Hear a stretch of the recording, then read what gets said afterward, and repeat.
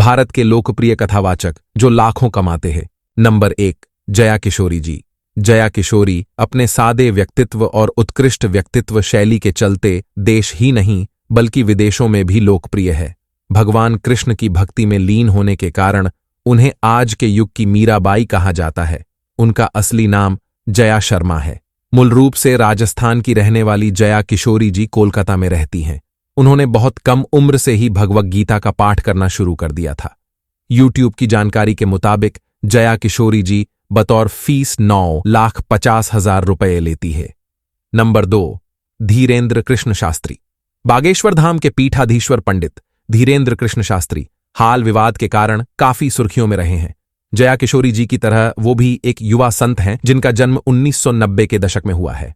बागेश्वर धाम सरकार के नाम से मशहूर धीरेन्द्र कृष्ण शास्त्री का एमपी के बुंदेलखंड के अलावा आसपास के राज्यों में भी काफी प्रभाव है।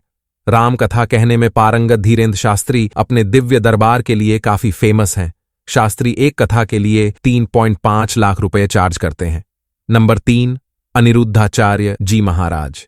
मध्य प्रदेश के दमोह जिले में जन्मे अनिरुद्धाचार्य जी महाराज वृंदावन में रहते हैं। इन्होंने अनेकों धार्मिक पुस्तक जैसे भगवद गीता, रामायण, महाभारत जैसे ग्रंथों का अध्ययन किया है। वे स्कूली शिक्षा के बाद वृंदावन चले गए और अपने गुरु श्री गिरिराज शास्त्री जी महाराज से शिक्षा प्राप्त करने के बाद ही सनातन धर्म का प्रचार करने लगे। महाराज के कार्यक्रम के लिए 7 से 10 लाख का बजट जरूरी होता है। हालांकि इनमें से कितना वो फीस के रूप में लेते हैं ये जानकारी स्पष्ट नहीं है। नंबर 4, पंडित प्रदीप मिश्रा। मध्य प्रदेश के सीहोर जिले के रहने वाले पंडित प्रदीप मिश्रा एक मशहूर कथावचक हैं। उनके कार्यक्रम के लिए भक्तों की लाइन लगी रहती है। पंडित मिश्रा शिव पुराण की कथाओं को कहने के लिए प्रसिद्ध हैं। हालांकि वो एक कथा के लिए कितनी फीस चार्ज करते हैं इसकी सटीक जानकारी उपलब्ध नहीं है। नंबर 5, चित्रलेखा जी।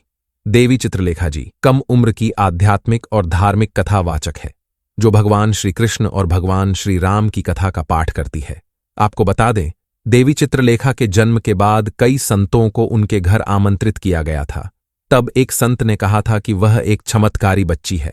6 साल की देवी चित्रलेखा ने एक कार्यक्रम के दौरान जब उन्हें माइक में कुछ बोलने के लिए कहा गया तो उन्होंने करीब आधे घंटे तक सभी को संबोधित कर सभी को आश्चर्य में डाल दिया।